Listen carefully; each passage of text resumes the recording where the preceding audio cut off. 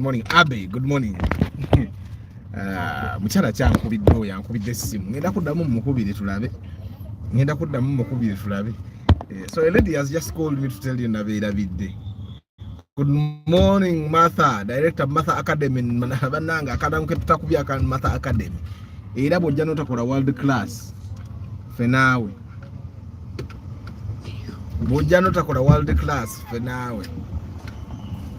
You have not given me my money, madam.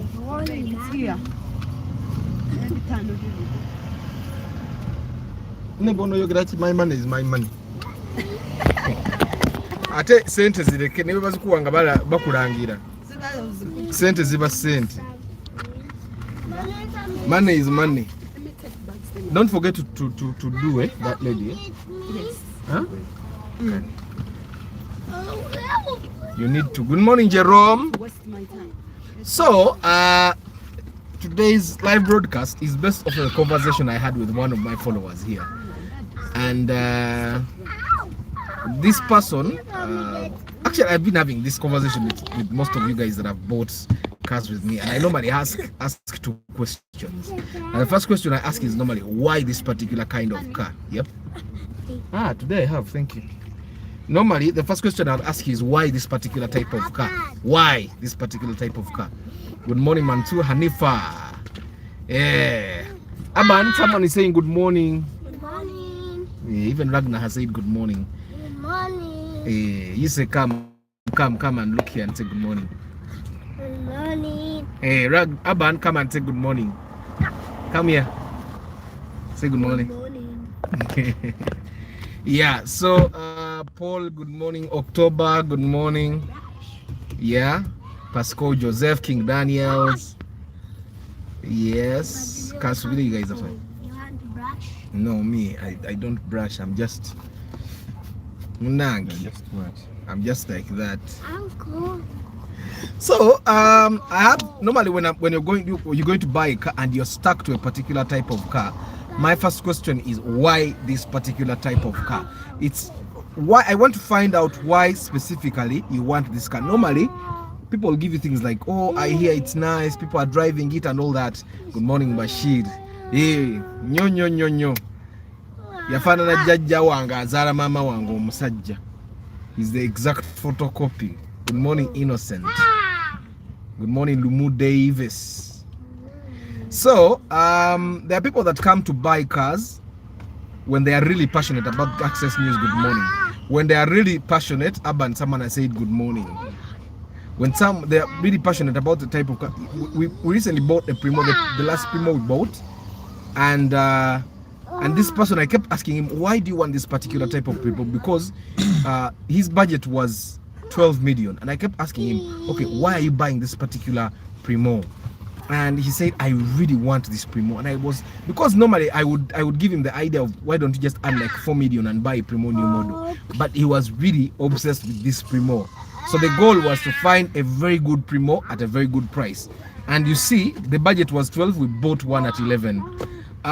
So it's my question. That question is very important. It's important that you ask yourself, like, if you want a woman with nyash, what the jeka agenda kungamba leave nyash alone, you have to ask yourself, why the nyash? Oh gosh.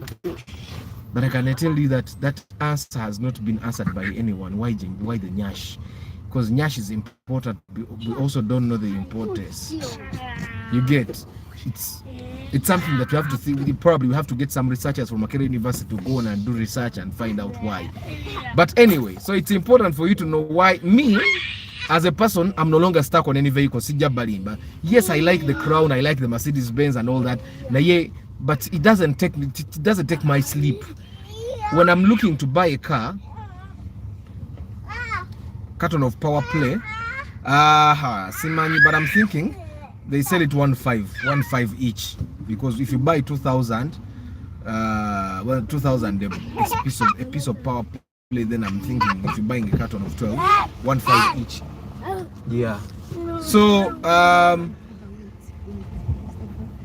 what was I saying? Nyash. Nyash, the importance of nyash. Is it good to buy a Toyota Wish towards last quarter of the year? Hanifa, it's okay to buy your car whenever you want it as long as you can afford it. Ebintu byennaku zino mu Moroka tebiriiko mbu school fees time mbu abantu bayiga beewola. Yesterday I was telling you how I went to a parking that belongs to a Manilinda and there were new cars. Abantu bagenda parking emmotoka zaabwe ne beewola miliyoni 2 ne basasula fees z'abaana. Omwezi bweguggwako ne basasula miliyoni 2 ekitundu ne batwala emmotoka zaabwe. That's how it happened. Abantu bakyatunda mmotoka za pressure. Olaba nange sikyatunda. Yesterday my car gave me a scare by the way. Yakubya akalega taka ngeringa tractor. But today morning it hasn't done it, so I'm going to ngenda kudamboza akatimba because engine sinatuka time egikyusa. Bwenefira kukuba katugisa kukali atugiteeke ewaka. Sinatuka kukyusa engine, but hopefully maybe I can change it next week. Yakubya akalega taka engine webekoye nebogikola ki. Mansur Hanifa, you can buy your car whenever you want it as long as you can afford it. Just make sure you inspect properly. There is no time the jabagamba byali byadda byabatata bafaba atenga byali because the market was limited, but right now someone can post their car on Facebook and they get it bought. They can post their car on their WhatsApp status and their friends buy it. People have money, so people can buy cars. There were no social media platforms. Like now one of my followers is selling their Primo. If my car had failed, I'm supposed to be driving the Primo saying in a motor car and it's not. So but that Primo is on sale. I don't have pictures yet, but it's good, but it's 2000 cc though. It's a nice car, it's reliable enough. Yeah, so for sure I'm obsessed with the 7-seater, but for 1.5cc, not picky for numbers. Then Paul, if you're obsessed with the 7-seater, ogenda nagundi, you'll either buy a Passo Sete or a Spacio new model. Kale bwoba tolina nnyo sente osobola ogula na Spacio old model ezisinga bazifuula bimeza. Like chipo jibaita chimeze ba omuto obugo makati gwa babajjemu ebeine emite binaye ngina kuba ne 3. So you'll buy a Spacio new model or a Passo Sete. Passo Sete is a 7-seater. Na Passo Sete morning. Agamba kyoyo. Ogambye ki?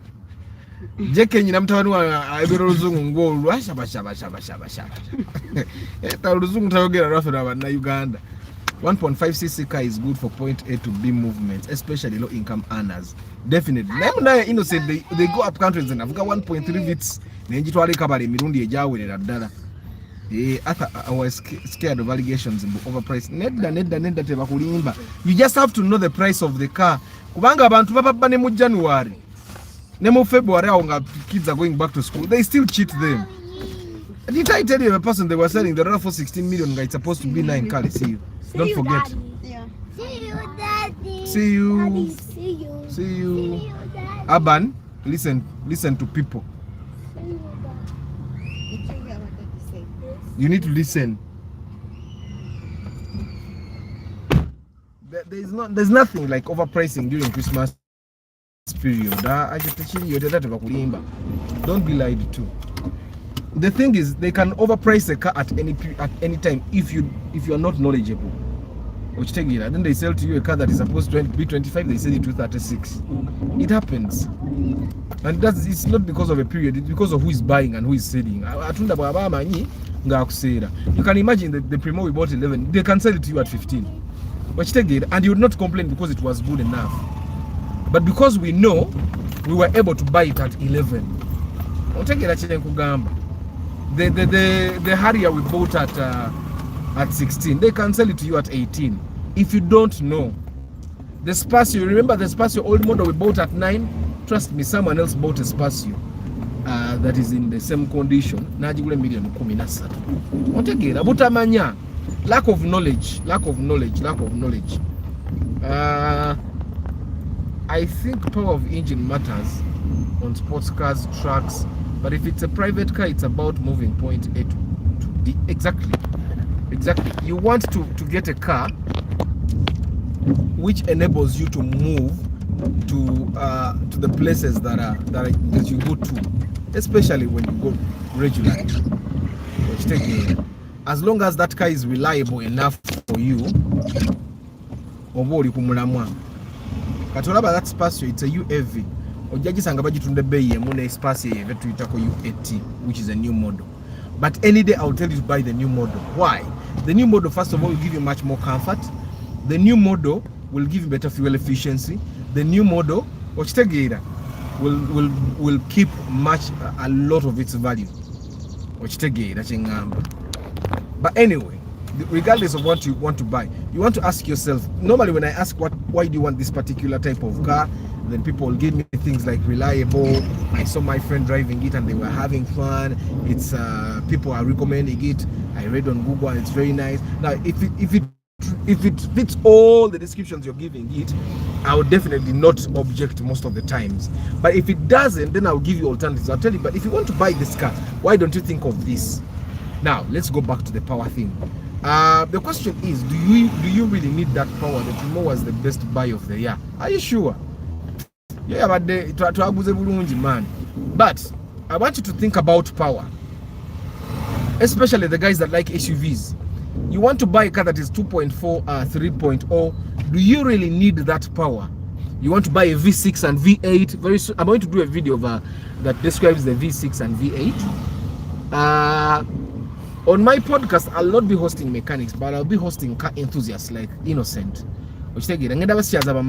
Why I don't want to bias anyone. So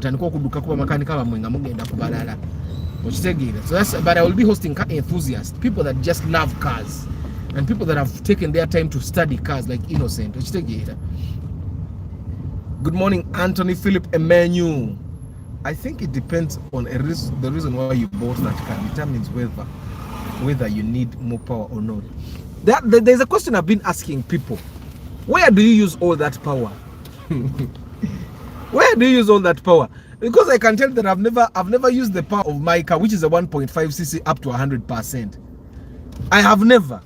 But I'm asking myself, where do you need the power of a 2.4 liter car? Where do you need the power of a V6 engine? Where do you need the power of a V8 engine? Forget about these guys who don't even buy fuel. The MPs, the ministers, those guys don't buy fuel. It's just that 2 liter is specific for certain types of cars in T. If you want to buy a newer, it comes with 2 liter. If you want to buy the Ipsum, it comes with 2 liter. But if there was the Ipsum with 1.5, I don't know why we are parking that. Anapremeso guro bundazi omukazi w'obundazi bucket ayina kati bucket zibanka lunaku zino kati nze yajjanga nze market ennene kati sikyayina waka obalaba aparkinza aba benzi aparkinza aba wish wa benzi avudde nawo naye obundazi bulina amaanyi ono wa boda aba benzi tebavaamu ono wa boda gwe kambalaki obundazi aparkinga ate nga nange mundaba wano wendi njagala ku parking nfuna obundazi nasijja ku parking kagende nfe enjala yange mwanja parking n'obundazi buweddemu wa benzi abututte mukirabe n'ababenzi bali nomo nabo bali obundazi nga fe abakolola kakati our reliability matters in purchasing a car of choice. Yeah, but most of those big engine cars are reliable, apart from the X-Trail. Forget about the X-Trail and the El Grande. Is a vehicle. Is a motor kazija kubonya abunyo someone is bewitching you. Ochitegera. Wabawe moroke. Yesterday I saw a Mazda. What was that Mazda? What? We were at Boise, the roundabout, and the other guy of a Mazda, it was overheating, but he had nothing to do. You know, when a Toyota overheats, you can park aside and find water. But with the Mazda, the way he was driving, it seemed like the overheating had become chronic. It was chronic overheating. So the only thing you had to do was either change the engine or give the car to someone else. When I tell you leave Mazdas alone, but anyway, majority of the 2 liter and above cars are very, very, very reliable.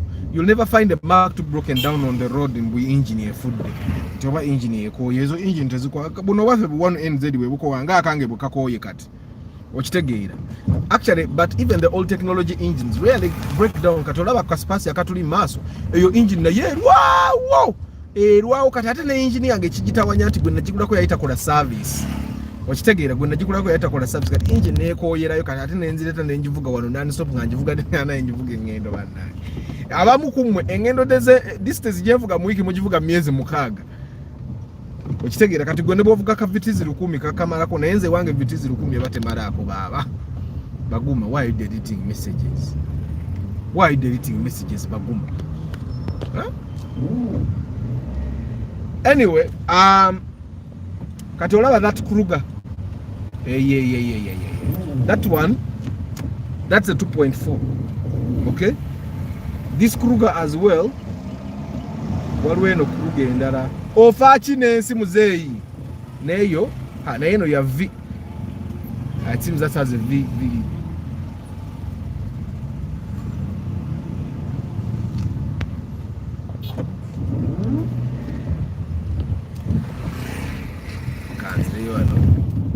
Mark II Musota just bragging around. A big engine is showbiz. But Mark II Musota is a very good engine, 6-cylinder definitely. And normally when they say a car is V6, that car will give you the same performance as a Mark II. It's just that the Mark II has an inline engine, a V6. It's shaped in a V, so 3 cylinders on one side, the other 3 cylinders are on the other side. That's what it means. But the Mark II has those 6 cylinders in a straight line. As a motor car, depending on the condition, depending on how you maintain it, depending on the fuel you give it, and also depending on how you drive it. One thing you need to understand is the bigger the engine, the more the power. So kale motor car webe ina amaanyi mangi bate yetaaga ate jiri nnyo okufuna olaba nange motor car yange sijiri nnyo okufuna amaanyi. So you definitely don't need to overstep it for you to get power. Baguma, you promised to pray for the broadcast. Amina webale Martha bannange batusabire last week wanjagaza ogulayo kihari ya old model. Osobola kigula negula 222 kuba 222 eyo obanga aguze oba almost ngaguze Mark II naye kibaira kinywamu ko 222 naye. But most of Ugandans buy cars of big engine because they are cheaper than less. Exactly. Emoroke za engine nene bisere bisinga ziba cheap okusinga buy engine because of course the money that you save in buying you'll spend in fuel. Okitegere kakati ono wa Benz ani yamuga nti Benz bazivuga bati sigala yo mulayini yo nayo mubo musala wo kuvuga alina mukulya muwogo genda eyo Benz yevo okumpise ye bali mukulya muwogo bali mumanyi mbuno bali nomo jeke babedde banno baabano bava kulya kukula muwogo wali ansubira agonda kubona omuntu ngovuga Benz wetu bawetaka kulya muwogo nga agonda atakalu agwe ko makafanya ngovuga formatic ngoli mukulya muwogo akaluba kati akakalubo kakasukote ebweru wedirisi kati nga otwale moroke wakanabe ngovuga formatic nga asanga mu muwogo mulume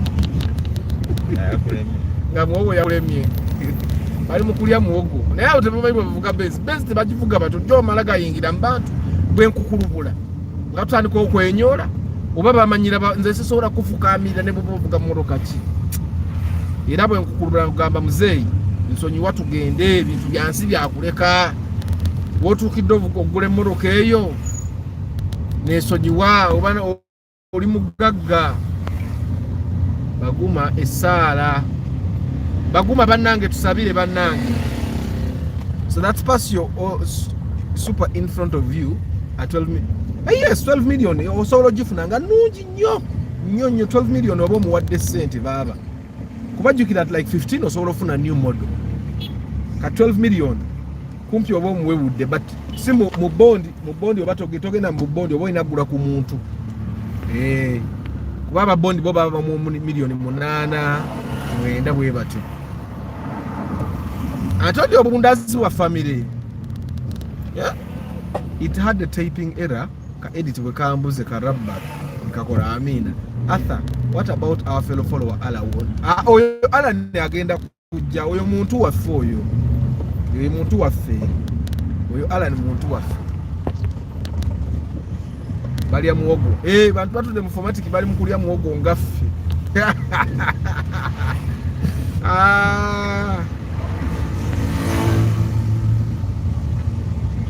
ababenzi balina kulya pizza Pizza nachi baga tebalina na kunywa soda nga ffe balina kunywa energy drink Red Bull ate energy drink tebalina kunywa Rock Boom tebalina kunywa masitanga tebalina kunywa master balina kunywa Red Bull zokka balina okuba nga anywa VNA ku makya mulimu n'ekiti kati mwogo nga akutugira mu fomatiki tekirabika bulungi onywerako amazzi era basobola okulwanira n'empuuta n'emmamba amaye kati fomatiki emmotoka ezo olwokuba zitawanyamu ku bantu kati alina sente egigula yagigula n'abonaabona nayo naye n'agitunda n'agyejjako kati ate munaye kyewuunyisa abantu abavuga buno bulaavu wakaka tuli mu maaso balina class okusinga abamu abavuga fomatiki kubanga laavu eyo ebbeeyi emu ne fomatiki okitegeera gwe Toyota gireke Toyota yalinnya ebbeeyi fomatiki kati bw'oba ogula UBK fomatiki UBK laavu mujja kugula bbeeyi emu naawe fomatiki eba ya bbeeyi mu bondi esala egenda kusembayo kale kale anyway power when we speak of power personally mbagambye I've never used all the power of this engine sigikozesangako nti gimalayo womanyira nti emmotoka ogikozeseza amaanyi gayo n'ogamalayo bw'oba osobola okudduka speed meter eno n'ogimalayo ne rev n'ogimalayo rev n'ogikuba paka mu 8 bw'oba osobola okuba rev eno n'ogituuka mu 8 because the rev oba gye bayita tachometer yiyo kano that's the tachometer okitegeera bw'oba osobola okuba tachometer eyo n'ogimalayo n'ogituukanga mu 8 awo omanya nti byovuga omazeeyo amaanyi g'emmotoka eyo naye bw'oba tokikolangako nze yange ekinene ennyo ndooza fo ate lwe nagenda mufulwa is the day owalwa fulo yagezaako okuresinga nange nemubagas nemuyitako birabika byemu ku byakoya yingi naye namuyitako nalengera kakola nga kagenze muli kata compare that RAV4 in front of you in Kawundo 2.4 man RAV4 nungi naye Kawundo gireke. Of course the advantages with the RAV4 is the RAV4 sobola okukatika Kawundo si yakutikka Kawundo ya maridadi but the RAV4 you can load it things and it will still survive. Kawundo Kawundo ya maridadi nyo Edrin. So if you're comparing, if you want to buy either, you have to look at what you're going to use the car for. Wobo ogenda kwevuga nga ko mu kibuga bya maridadi ku Kawundo egira. Ne ubona ogenda ko ku farm. Awo RAV4 bekola okuba RAV4 muno obugumu.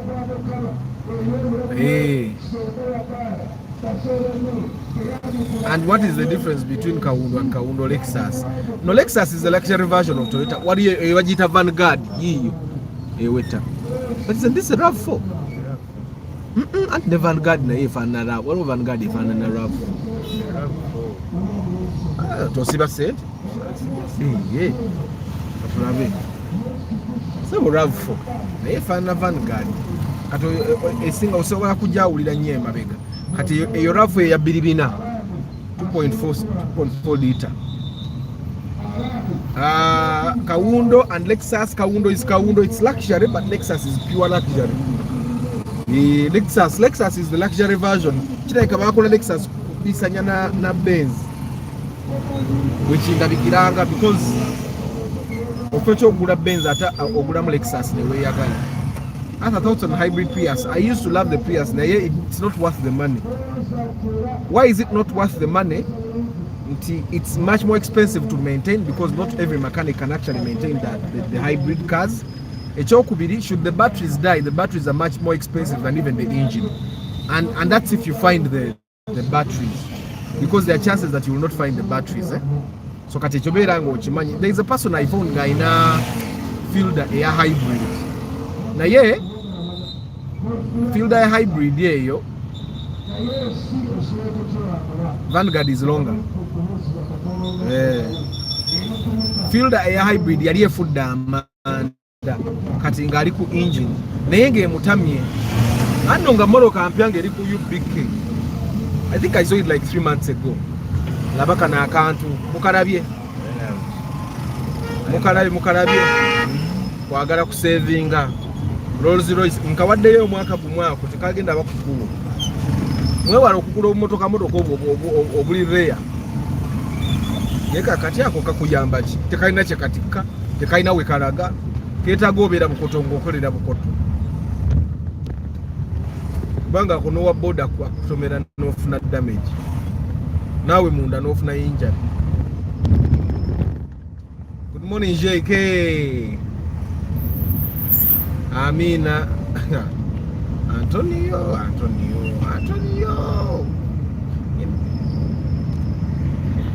Prius muzireke nze, that's my thought though. Leave the hybrid cars alone. Just buy yourself a new model car that has a good engine.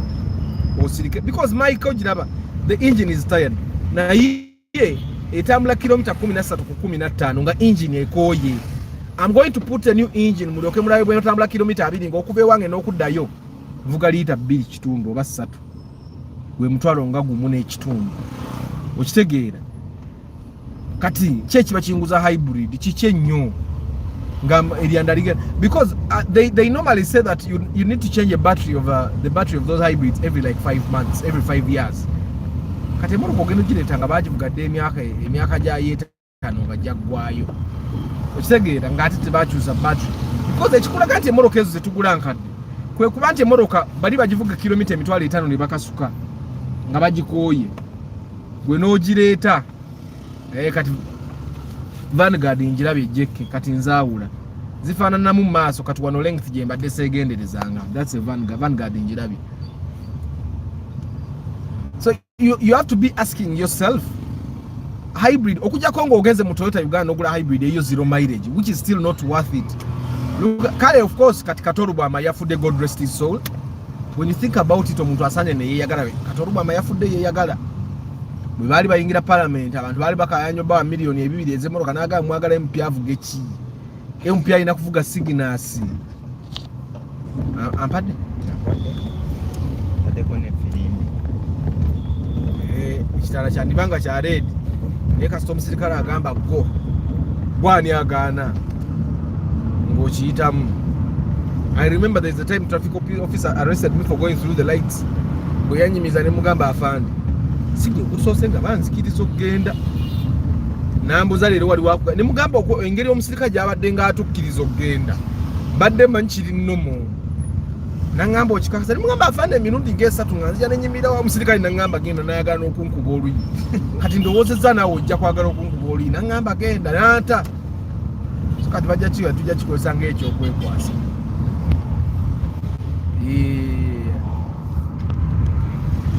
Good morning, Charles. I hope you're doing well.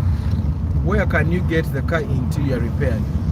Someone here stripped a car to the bare metal for cleaning. It looks like he's stuck. Hey, you just get someone to come and put it back together. Is it bad?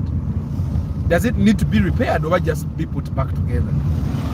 If it needs to be put back together, you can get any mechanic. Na esibu yo omu temufuna mechanic kubanga bagolozi.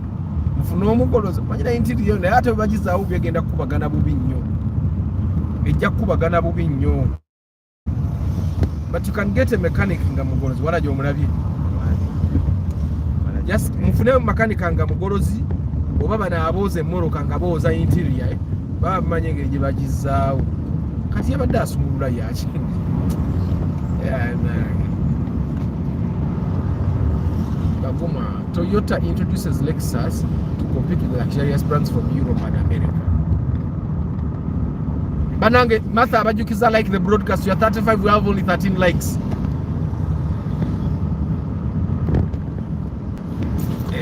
Arthur, I prayed for the class. Namwena mukyali bweru. Amina, webale nnyo Sala.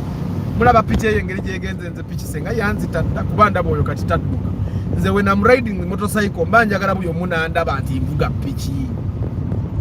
Era ekyo kye pichi yali nzise mba njagala nenji kati olaba bwe ntuuka nga ku bitala wandegeya mba njagala pichi nenjibuusa mudu ne bandaba ne bagamba guy wuyo manya helmet ne njyawo ne bandaba face ne balaba nti we Arthur yavuga piki abamanyi ne naye piki mbi ate kati bwoba mune kumalala nganze oba olina okwesonyiwa piki era constantly my wife tells me Arthur piki yera jesonyiwa ojja kufa ekisooka siri mugumiikiriza nnyo bino bye mundaba nga mvuga wano neekoza siri mugumiikiriza kati senga taxi ngiyiseemu nga ndyali tumaleka tudakonyira wano tugende naye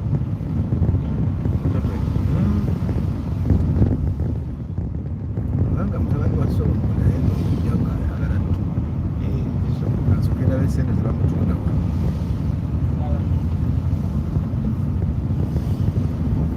ka IST ka Gideon mukalabye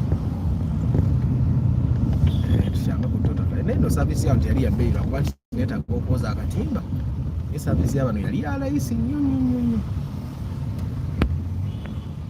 Henry, don't call me, fine 50k, you send it to Arthur tewali kuwoza amina gwajjo basobola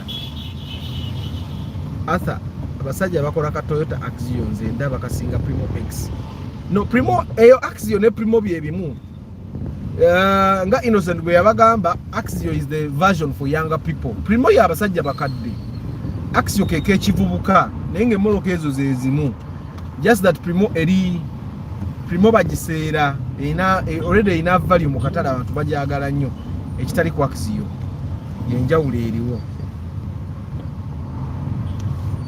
ezo emmoloka ze zimu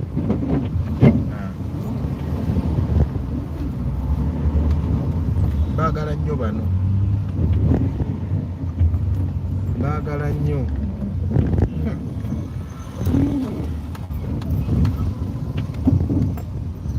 baagala nnyo naye sebetulabitsooli n'obuzibu oyo waaba mutunda mekola bene bampa yange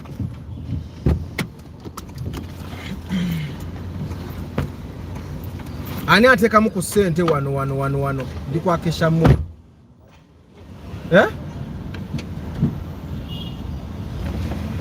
esibika kale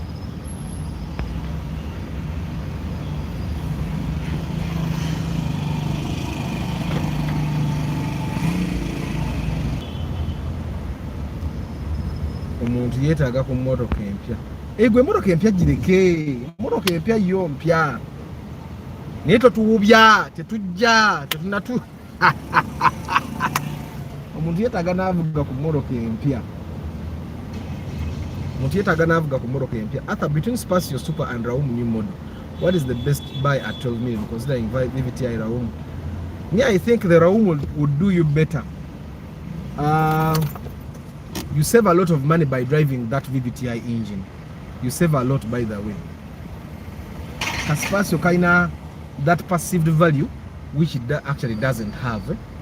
Good morning, Tabo Frank.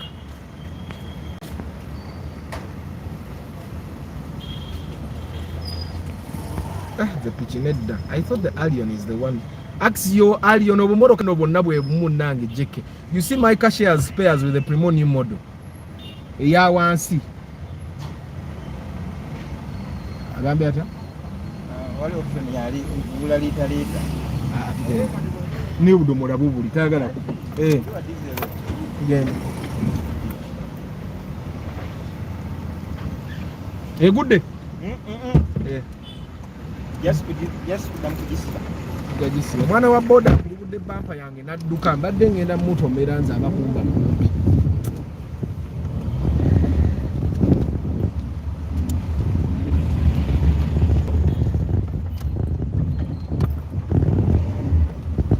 makanika wange yatomera owa boda yajja n'agwa mu bampa ye bw'atyo nadduka n'amugoba n'amutomera ate ababoda bamanya nga bakoze ensobi kiri kitegedde ababoda bamanya ati kati jeke the Axio olaba kati ne moroka yange yemu ne Fielder yemu ne Alex naye era n'ebintu bya Primo bikwatagana ng'ogyeko okuba nti kipimo munda kiba kinenemu naye wansi wonna tukwatagana.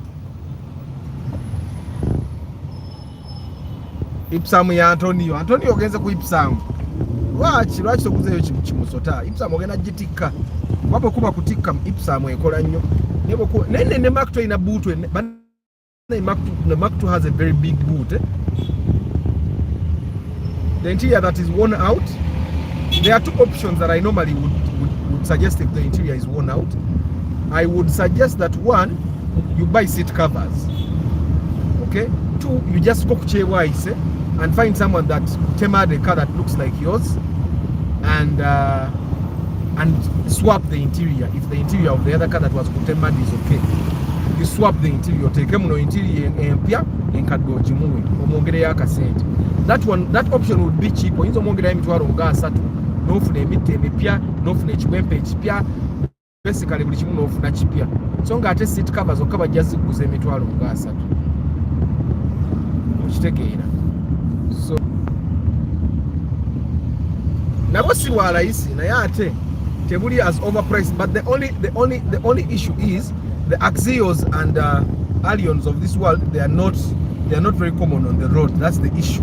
Nti ne bobo ina sente zo inzo kanonya ne kakola ki ne kakubula yet the Primo as expensive as it is tosobola kugula Primo in one dog ofunye Primo which as long as you can afford the price that is on the market. That's the difference. Tira Axio milioni 16 17 mwezo sente ofuna ne Primo. The only difference is the difference is that the Axio, if you get it, will be newer than the Primo. Okitegeera wano ndobe mbadde manyi wali ekitala kya side zeno. Okitegeera naye Hyundai mweziri mu Uganda abantu bazivuga ate nnyo bwezifa ne bazi parking kyovula toziraba ate zifa. Arthur, you didn't tell me the price of the Toyota Gaia. Gaia and Ipsam are the same car, Martha. It's just that the Gaia is the ugly sister of Primo. I mean the ugly sister of Ipsam. Chigaya just chimoroka chile kabachi bumbirira bubirizi mbwangu. The Ipsam was given time. The Gaia wasn't. Mulaba tuli London we Kampala. These roads this side don't have potholes, they don't have humps. Okitegeera. Okirira bukirizi. Musota ina big trunk too, of course. Ola abantu bemubende bazibiramu nenti. Yeah, Musota has a very big trunk. That's one car that I enjoyed putting things in. Also this street ina mabala mayitiriva. Mabala gajudde street yen. Gajudde ku street yen. I thought the Axie was more of a fielder than the Primo. Baby move. Spare wa wanso okulabire mu rokanti baji kola kumbi nga yimne bachusa design zeno wagulu zichuka mu katono.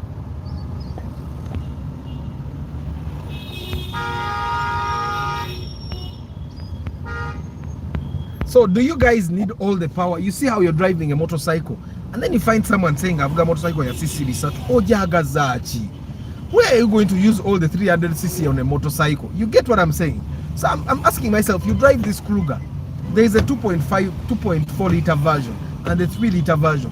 What do you want the 3 liter version for? You can never use the 2.4 liter, the 2.4 liter power. Tosobola gakozesa amaanyi ago n'ogoma. Olaba fa aba 1.5 liter tetusobola kumalayo maanyi ago. Kati go wa 2.4 kyeki kuwa muri ekirowoozo nti osobola okumalayo amaanyi ago. Okitegeera. But the question is, why do you need the power? Are you going to be off-roading? Do you drive tourists? Mugenda genda mu Queen Elizabeth National Park Muserere, mugenda genda Mugahinga National Park Muserere. Muraba I know Uganda. Mugahinga ani goba tomanyi Mugahinga kitegeeza tuwasoma primary kuba mu secondary tebabisomesa. At least mu primary nyina benzujukira yokko ne soil erosion. Kyekira kyenzujukira mu primary. Zebra crossing. Red means stop, green means go, orange means get ready. For me in primary, I wasn't paying attention. I don't even know how I survived in primary. Actually, I remember when I hit a P7 nzina yokusomera okunona results zange guy yali awo deputy HM yankubanga nnyo emigo nga Martha ankuba. When nafuna results I had nafuna 12. I got 12 at P7. So the guy we have results and ngamba go wazije wazi ewa mwe muri barogo nganga naita chikiriza anti naise nenga naita flying colors 12 yali flying colors for me because nange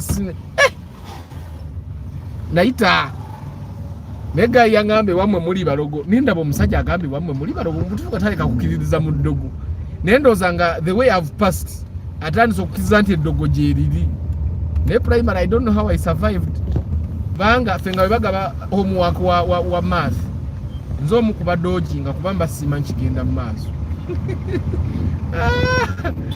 and the guy na here he used to give us homework for mathematics every day. They are the guys that made us hate mathematics. How do you give me a homework every day for math? Nge wakaja ngina ne jajja tabimanyi kati osubira bikola nani nze itofai wahari yabaya yigira we moroka batukiriza ovuga wanu nabagamba guno omwaka ngenda vuga ku wanu we mundabe mvuga wanu we mvuga wanu we yette kati watu afika agezansi nikireka amanyi kigenda byafa kingide byafa yo mvuze wanu we ligale oba ligale mvuze wanu we bannange weza nokudda wali n'omutulira ne mugava ande kyekiriwo kawanu wo kalabye tambula baba wanu wetambula Alpha kati yaze mu kifo kya El Grand togula Regias nenuwa bobo ina mu kasente Jason wegula Alpha eyo bakwa Alpha disanikira mu 2.4 liter na it's worth the fuel we comfort yo nayo no yagala jinera 2 liter neba aba Kampala ina aba boda bayiti Whoa. Kampala ina aba boda banji kati gwe ngogoba aba boda Kampala ogenda kutandika promoting abu. So is it hard to get spares for the Axio and Alio? No, it's not. Spare afanagana no wa Primo no wa Fielder to ina bugenda kulemererwa. Actually omwa kwatagana no wa Wish. Kainze moroka yange gena mu spare wa moroka nyingi gena mu Alex agenda mu wa Wish katisoko dinatide mabega za Wish. Ngenda kuja ko space akubana wide moroka najiwanise nnyo olumu bwe mpetambulire ewunga ngiyagala kugwa.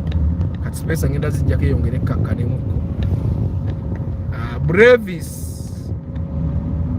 Brevis jireke Gabriel. Nalabako omusajja omukulu gwe manyi nga alina ssente ng'emulema. Gamba tekulema lwakuba tolina ssente. Ekulema lwakuba ekumalira obudde. Okitegeera. Ekumalira obudde kubanga ekyankana ebintu nabyo byotategeera ne bamakanika bennyini bagamba kino kifiiridde ki. Bwe moloka ezifa nezitandika okulowooza nti bakuloga. Kati Brevis yemu kujjo zeesonyiwe. Ata Ipsam egenda tambuliramu toolbox zange sina sente z'alandukuza kituufu Ipsam egukola kandabe moloka kyenda oyinza n'okugula RAV4 ate no RAV4 eyinza okugukola okusinga Ipsam kubanga RAV4 engeri gyeri SUV osobola ogisaako ne gaadi n'otekako ne toolbox wano emabbali awo bwotyo tebakwatako nnyo bakola RAV4 ya bbeeyi okusinga Ipsam naye ate Ipsam ina space naye ndaba Kigaya wadde kibibibi Kigaya kirina space esinga ya Ipsam omanyi no nfunda n'omubya ngondera Kigaya kibi naye kirina space eyinza okusinga ku ya Ipsam emito gye gimu naye wano mu bugazi Kigaya kisingako ate Kigaya okiraba tebakitunuulira nnyo nakitunuulira nnyo nikababeba kati oyitawo buyisi ne bapolisi tebakitundu kibibibi kati bagamba musajja bavudde mulokero n'agikumira ku kkubo ngambi bweti ayinza olemuteekako emipiira akagende nebatera kiyimiriza gaadi ze nali njogera kotekutya gaadi ku pasosete ofaaki nensi gwe weeyonoonera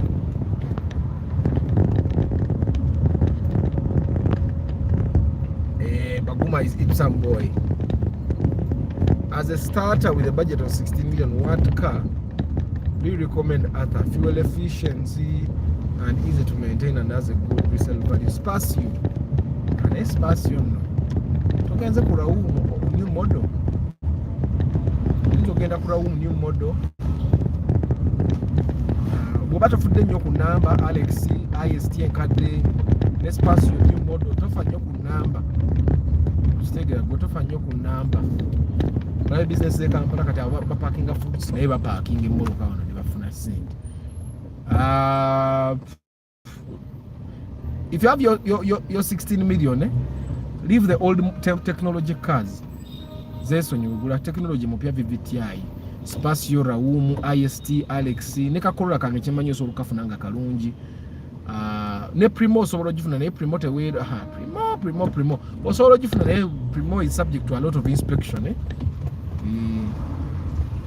Primo ate Primo ya 1.5 cc kale 1.5 liter nzibu ya kufuna ziri mu 1.8 nenga ate zidi zonna moroka zenkugambye solo zifuna mu 1.5 liter kitegeera moroka kyawe endala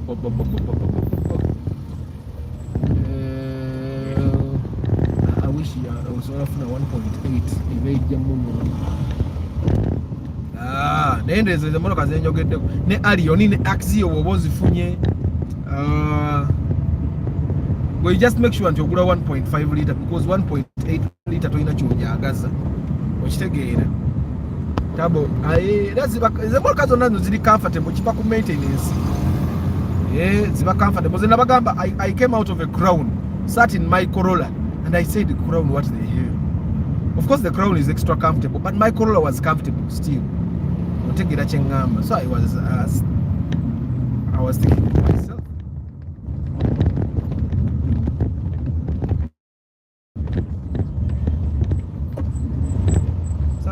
myself Brown mbangula yache million yagamba ize nyingi kweziti kitegeera so all those cars are comfortable bwe bango maintain zo jiteka mu shocks ennungi ba suspension yogikola bulungi zona ziba comfortable. You have reminded me of someone who said why do you need the speed when off-roading twali karivuka Toyota 4Runner ate tezidduka ezo munnange ebimotoka tebidduka oyinza okwagala okidduka nekikyamuka nokyamuka those SUVs especially the 4Runners is always you may want to go fast and they overheat on you. That's the RAV4 that looks like a Vanguard emabega gyentero zaawira naye kati ne distance this is shorter.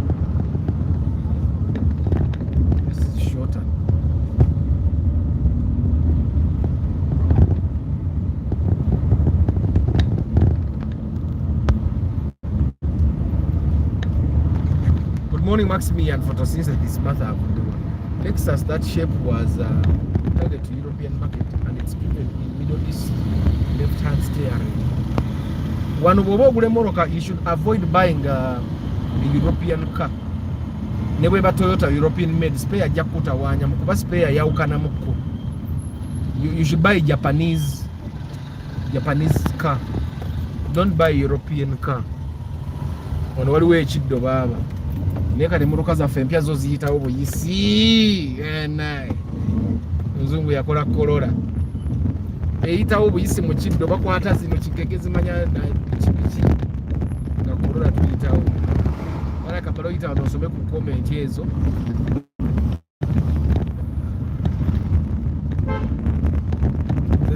soma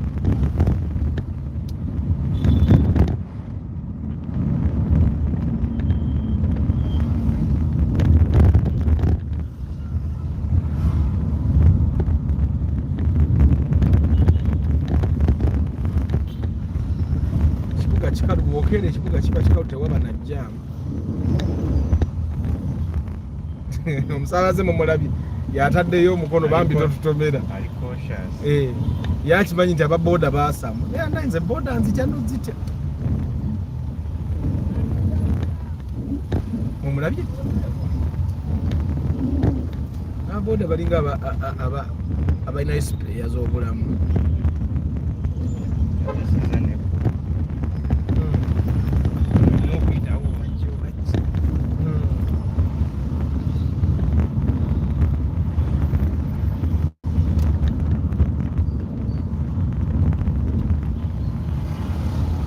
bayidawo abatakamanya bw'obanga ogenda kuweta okuba indicator nodda mu makkati g'ekkubo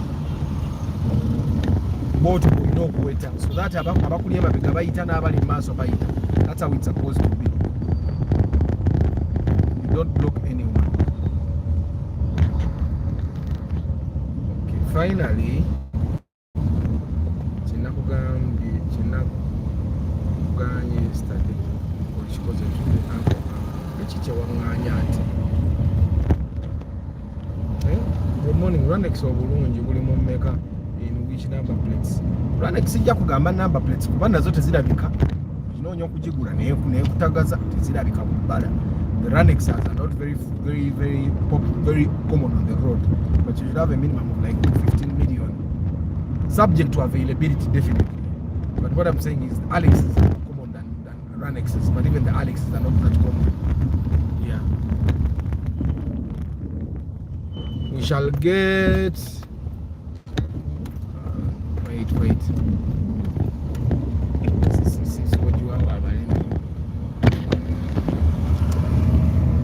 Yes. Do you really need that power? Ekibuuzo okyebuuzanga nnyo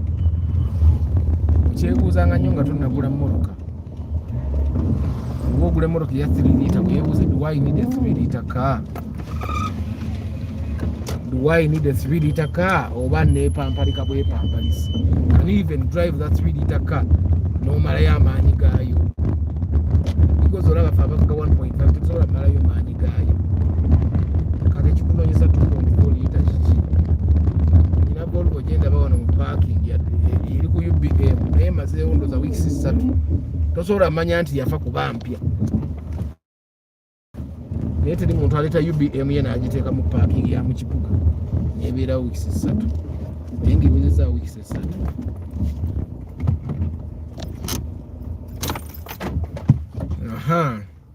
We shall get to buy cars and we have had enough lessons. Thank you. Amina.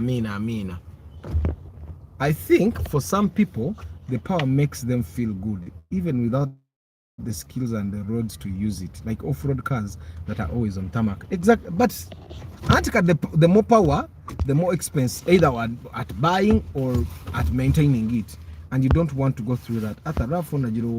Many times, but okufuna ennungi kijja kuneetaagisa some money. Yeah, definitely. Ankutegeera. Nyene ipsa mugenda million nga 8 ennungi gy'oyagala nga tolina ky'ogenda kweronda. Wabula mbadde njagala okusindika sente eza leeti naye charges zibuze. Nsaba Martha sente nzikuleetere ojja zituusa nange omusajja ono yeetega Henry weetega baguma. I was once an Ipsam girl naye kati am on Mark 2 grand bei linnya yennyabo Arthur Mark 2 ne Alteza, what's better? Both are good. There's an Alteza right in front of me here. Ojidaba, that's an Alteza. But when you're buying an Alteza, it depends. Alteza is the youthful car. Mark 2 is ya kisajja kikulu. Ne Alteza okalaba kalabika bulungi nnyo naye most of the Altezas have been driven badly. So that's why I would sometimes ne Mark 2 zezimu nvuge bubi naye Alteza envugo bubi zezisinga obungi. But when you're buying an Alteza, to compare with the Mark 2, buy the Alteza that has a Beams 2000 engine. Yamaha Jason anyway.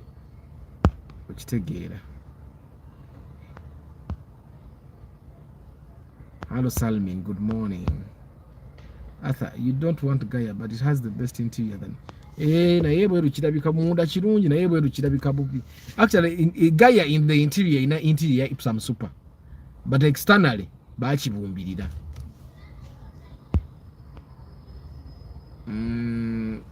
Henry Fort Poto gwe Emma yakumalada bubuli wonovile Fort Poto.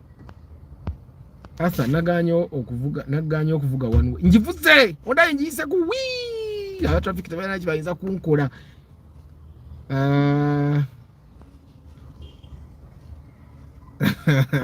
Henry yeteze maso mwaka guno.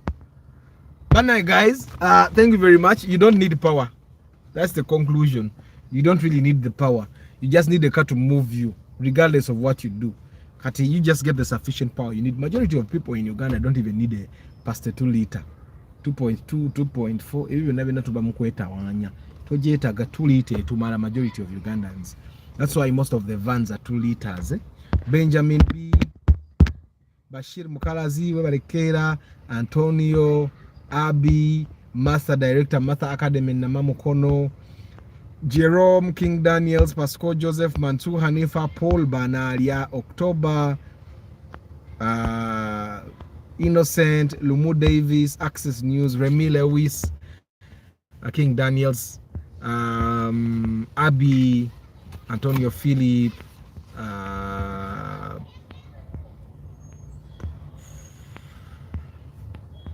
Adrian, Isaac, Henry, JK, of course, Antonio Nkogedde, Charles Nkugwa, Benjamin B, Innocent Nkogedde, Double Frank, Jerome. Number Abadi Mkamoli, I don't take it for granted, by the way. Don't forget, I do pre-purchase inspection. If you're going to buy a car and you don't want to make a mistake in terms of how much you buy, in terms of buying a bad car, stolen car, a car that has a caveat and all that, we come and make sure you get a good deal. Nzijane makanika ne tukebera imodoka ntukakasa nti imodoka gyofunye teri kagamba teri ko kigenda kutawanya n'ekimu era we mbamu obukola ntubugamba ntogenda kukola kino na kino na kino ntugatta math. Trust me, majority of the time when people buy cars with us, they save money. Obo ina budget ya $2.5 nga togenze mu bondi ng'ogula bali eno.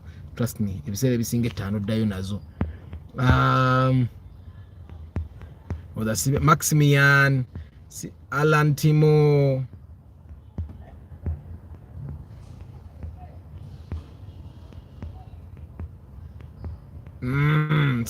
these are the guys that I've actually engaged, but even you guys that are in Kamori, I don't take it for granted. Thank you very much for being part of this broadcast. Tomorrow is Question Friday, guys.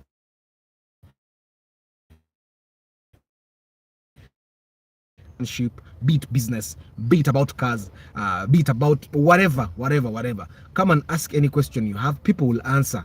People here have experience. If you think something you're going through is hard or something you have to tackle is hard, people have been through them and they know how to maneuver. They know how to solve whatever problem you have. So come tomorrow and ask questions. You will get answers. But normally when you ask the questions here, you get the answers. So tomorrow, Question Friday, 7:15, same time. Oje nete mwida recommend me for business and budget to pre-purchase inspection. In charging emitwala na go currents jane makanika, and trust me, again emitwala na compared to how much people save when they buy a car with me. 400,000 is pocket change, which tegera. Indako. Omwana mwana neyagaza gwasinga amina kasita naawe ogenda kuwoomerwa emitte egigonda 14 million. Make a commit if possible. Nja gikola commit tugenda gikola kasooka tandike podcast yaffe itambule bulungi. Podcast ejatandika July because this period nayo nzibu nnyo gyendi. How do you check for caveats? You need to have someone at URA. Kati fe tuba n'abantu baffe babera balina akasente ke bafuna all the time oba tumubuuza oba tetumubuuza. So that's why it's easy for us. Naye kati ojja kwesanga omuntu akusaba emitwalo 5 okukebera ekintu ekyo. Kati if you're going to inspect like 10 cars ojja kwesanga ospend emitwalo 5 just to check that. Naye nga bwompa emitwalo gyange 4 ne bwe tukebera emmotoka 10 fe tuba tukimaliriza okitegeera. Kale bagayi munzikirize ngende, but by the way, don't forget, you don't need all that power. Nze mbagamba nze kati tokyalina mmotoka gy'oŋŋamba nti kati yo njagala nnyo ngifiira nze tekyaliyo. Nze as long as the car fulfills my goal, njivuga. Nze nabagambye nze okudda ku bigere envuga kiyenje. Because I just need to move from here to there. Kati bw'obanga gy'olinga olinga nze ng'olina millions zo 5 jja tugende tunoonye emmotoka. Tugende tukole ki? Tugende noonye emmotoka. Naye nga may God be with you guys. Thank you very much for always being part of this broadcast. I don't take it for granted. I don't take your data and your power, your energy for granted. Thank you very much for always being part of this live broadcast. I'm called Arthur for those that don't know me. And this channel is called For the Love of Cars. Ne ku TikTok jetuli. Ku TikTok banyo okusingako wano. Naye nga mwebale nnyo. Thank you for actually keeping on subscribing. We are almost hitting 5K.